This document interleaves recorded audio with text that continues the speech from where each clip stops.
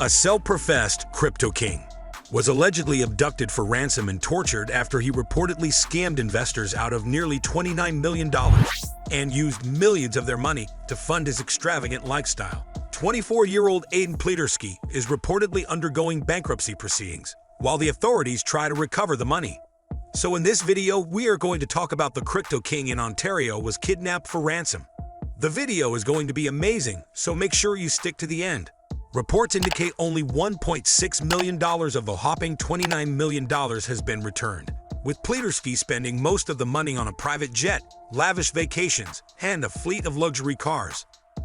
According to the latest revelations by the crypto trader's father in a government report, he was kidnapped in the middle of the night in December over the lost funds. Pleterski's landlord said he received a phone call demanding a ransom of $3 million. The documents say that after a few days, Pleterski was released, but was told that he would have to come soon with the money. CBC Toronto has reached out to Pleterski's attorney for comment on the latest allegations, but has not received a response. He was supposedly released after a few days, but threatened to come up with the money quickly or else. He was taken. They basically held him for approximately 3 days, drove him around various parts of southern Ontario, beat him, tortured him, allowed him to make specific phone calls to specific people only. Peters told the courtroom, "I was not one of those people that he was allowed to contact. I said, there's absolutely nothing that I can do." No suspects have been revealed in the kidnapping, and Toronto police did not provide any information on the suspected kidnapper or if any arrests were made. Rob Stelzer, the trustee appointed to produce the report, told CTV he received a call from Toronto police in early December about the kidnapping. "I mean, obviously, he owes a lot of people a lot of money," Stelzer said. The incident has shaken the cryptocurrency community, with many worried about the safety of those involved in the industry. In recent years, cryptocurrency has grown in popularity, with many individuals and businesses investing large sums of money in digital currencies such as Bitcoin and Ethereum. The incident is the latest in a string of high-profile kidnappings and extortion attempts aimed at cryptocurrency industry participants. Before we move on, support us by hitting subscribe and the bell icon to get notified when we post new videos. Now let's get back to our topic. The CEO of a major cryptocurrency exchange was reportedly kidnapped and held for a $10 million ransom in February 2023. Although Canadian authorities have yet to issue an official statement regarding the incident, reports indicate that they are collaborating with international law enforcement agencies to apprehend the perpetrators and secure the victim's release. The incident emphasizes the risks of investing in the cryptocurrency industry, which has been the target of numerous scams, hacks, and frauds in recent years. It also emphasizes the importance of increased security and vigilance among those involved in the industry. The trustee's report reveals that Pleterski took $41.5 million from investors and told them he was investing it in cryptocurrencies and Forex. But reports say he invested less than 2% of that, only $670,000, needing some place to store it all. The report says Pleterski used investor money to put up a $500,000 deposit to buy a warehouse in Ajax. It also said that Pleterski spent more than $1 million in investors' money to live in the Burlington mansion, paying $45,000 a month in rent and putting down a deposit to buy it.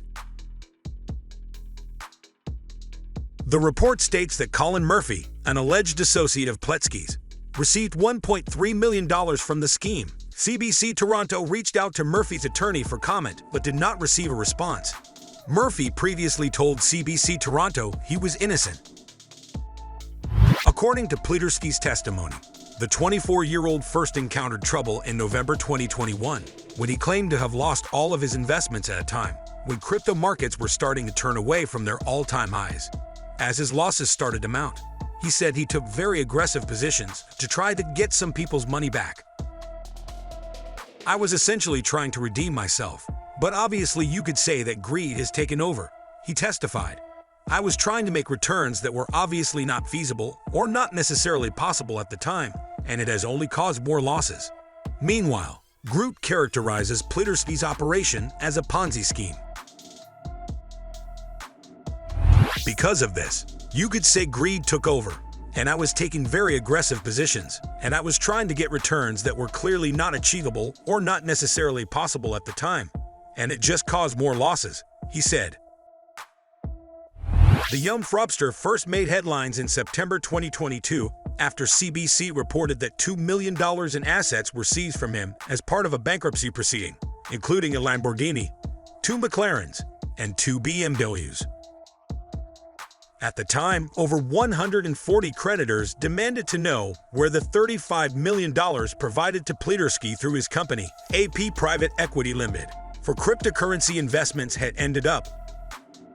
The Crypto King's parents have since agreed to return 2 other luxury vehicles, including an Audi S5 and a Volkswagen Atlas, and make a payment of $812,000 before June 30. They basically held him for approximately 3 days, drove him around various parts of southern Ontario, beat him, tortured him, allowed him to make specific phone calls to specific people only. I was not one of those people that he was allowed to contact, his father, who was not identified, said in December. He was released with the threat that he needed to come up with some money fast, and if he had gone to the police, there would be a lot more trouble, Pleterski's father said. I knew when he was in high school, he was playing games upstairs on his computer, just like any other teenager, Pleterski's father said in his cross-examination in December, detailed in a transcript included in the new report. But at some point, you became aware that he was trading in cryptocurrency, the trustee's lawyer said. At some point, yes, Pleterski's father replied. According to Stelzer's calculations, Pleterski's parents allegedly benefited more than $1.1 million from their son's scheme. Gary Kaplan, the lawyer representing the Pleterski parents, told CTV News Toronto he could not comment on the case because it is currently before the courts. Meanwhile, Stelzer said he believes there are still more people out there who lost money in Pleterski's alleged scheme who have yet to come forward. We know $41 million came into the account net. We know only $25 million have filed claims. You can do the math, he said. They should reach out and get the claim filed. The only way they can participate in a dividend is by doing it. So that's it. Please like, share, and comment your thoughts below if you like this video. Remember to subscribe to see our next video. Stay safe, and we will be back soon with another video.